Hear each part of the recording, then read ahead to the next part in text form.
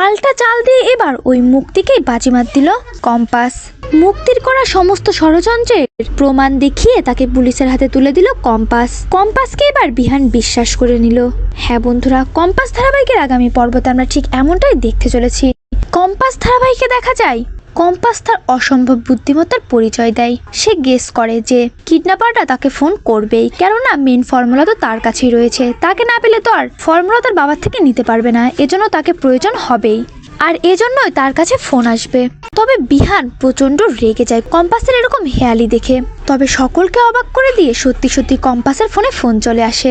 ফোনটা করে মুক্তি, আর কম্পাসকে ওই ফর্মুলা দেওয়ার কথা বলে দেয়। তবে কম্পাসও জানিয়ে দেয়, আমি খুব ভালোভাবেই জানি তোমরা ওই ফর্মুলাটা না পাওয়া অবধি আমাদের কোনো ক্ষতি করবে না, এজন্য আমি আর তোমাদের ভয় পাই না।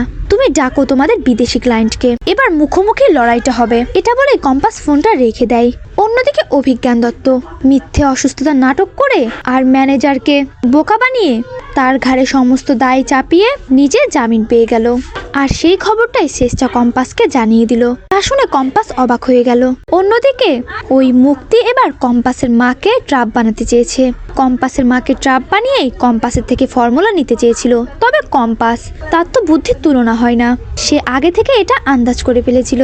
আর সেজন্যই তো জিৎ সহ তার আরো একজন বন্ধুকে সঙ্গে নিয়ে নিজেই মায়ের মতো সেজে মুক্তির প্ল্যানে মুক্তিকে বাজিমাত দিয়ে দিল।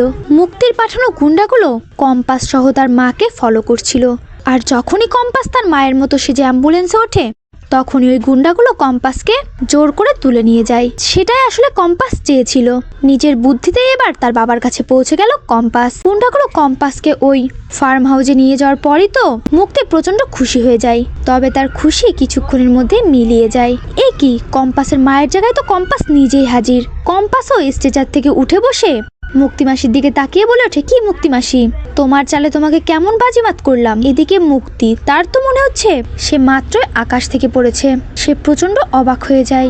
মুক্তি চিৎকার করে বলে ওঠে, কম্পাস, তোমাকে আমি ছাড়বো না।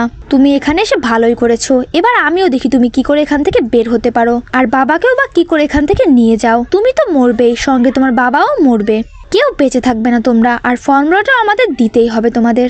যা শুনে তো কম্পাস জোরে জোরে হেসে দেয়।